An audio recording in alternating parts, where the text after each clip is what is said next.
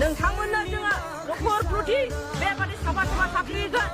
बन दानग्रा मानसिफोरनो 70,000 थाखा जोंनो होगोन बे बाथ्राखौ बुंदोंमोन फेरेंगा सारा बिथाङा नंखाय बुंनो हाया बिथाङा नंखाय बुंनो हाया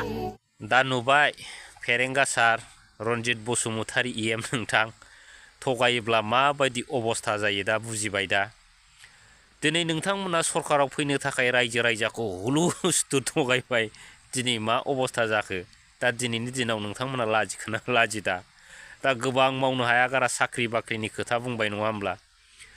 दा सोरबा प्रमद बन्धु बिथांल' बुंनायबा मोनसे खोथामोन दिनै नोंथांमोननि दोलोआव साबसे माने लिडार केडारफोर दं बिथांमोनानो बै समाव प्रतिश्रुति होजोबदोंमोन दा मा जाखोलै रन्जित बसुमतारी सार दा दिनैनि दिनाव लाजिनांगौ नोंथांमोना दिनै नोंथांमोना न'खरै न'खर साख्रिबो होनो हायाखिसै नङा होमबा बिसिबां लासिंसिं आरो बिनि गेजेराव मा होनबावदों बै आइजोफ्रा 75,000 करि होगोन मानि बै बन दाननानै जाग्रा आइ आफा रायजो राजा मानि गोरिब गुन्द्राफोरनो दा दिनै नोंथाङा होनो हाबाय दा मानि प्रमद बन्धु बिथांनि सरकारा होनो हाबाय दा लाजिनांगौब्रा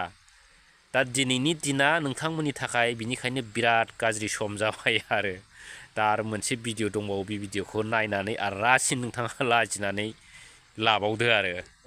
आंसो कनफिउज जागासिनो माने गावनि हायावनो जे गावनो बर'फ्रा माने फिसा माने बाथुल बायदि जों बाहायजादों बेखौ नायनानै आं थारमाने कनफिउज जागोन आसामाव दंना गैया बोले बड'लेण्डआव दंना गैया नैबे बाथ्राखौ जों कनफिउज जानानै थारमाने कनफार्म खालामनानैसो लाग्रोनाय गाहाम जागोन नामा थारैनो बड'लेण्डआव मारने बियो बे जोबोद दुखुनांथाव बाथ्रा जाहैबाय बड'लेण्ड मार नामा बड'लेण्ड मार बे दा जों जोंनि प्रमद बर' सालायनाय बिटिआर मार नामा बियो ना नङा प्रमद बर' बेयाव मोनथाय गैयामोन नामा दा नोंथां दा नुबाय लोगोफोर आरो गाइस दिनैनि दिनाव जाय बिथांमोना नैबे बिटिआरआव थादों नङा होमब्ला माने बिटिसि महिलारी सारनि बिटिसिआव थादों दिनै बिथांमोना गाव गावनि थानायनि जायगाखौनो दिनै सिनायाखिसै बेफोर थामसा अबस्था दिनै बिथांमोना गाव गावखौनो बावनानै लानो गोनां जादों मानि थाखाय बे नोंथांमोननि सरकारनि थाखायब्रा प्रमद बन्धु आरो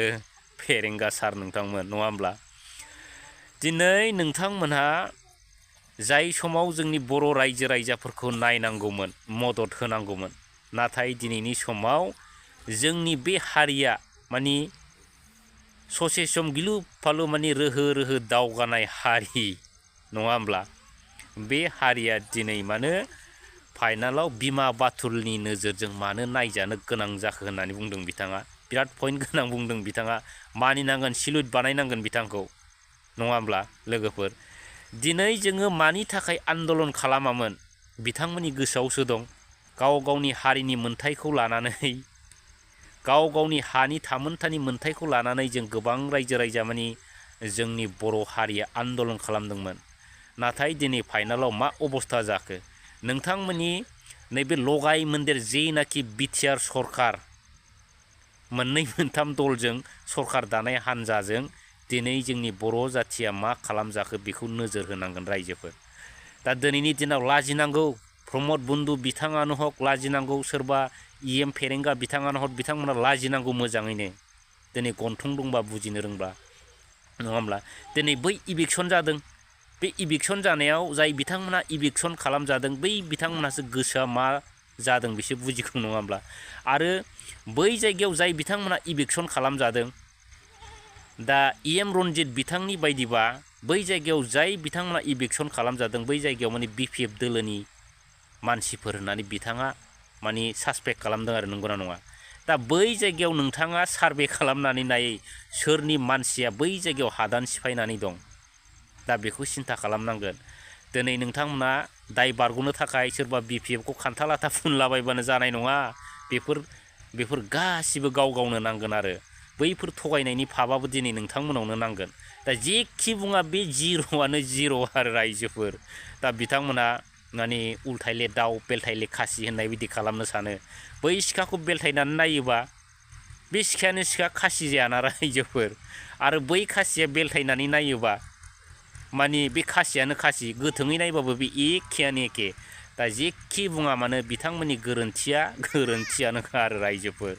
दा बिथांमोना जेखि बुङा मानो फैगोन समाव नैबे बिटिआरनिफ्राय बा बिटिसिनिफ्राय अराय सम बिदाय जालांनो थांगासिनो दं दा बेनो रायजोफोर माने गोजौआव जुदि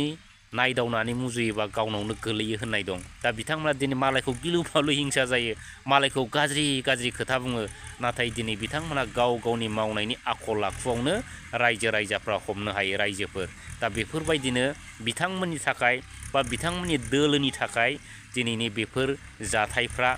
बा बेफोर मावनायफ्रा बिराद लासिंसिं आरो बिथांमोना दिनैनि दिनाव लाजिनांगौ रायजोफोर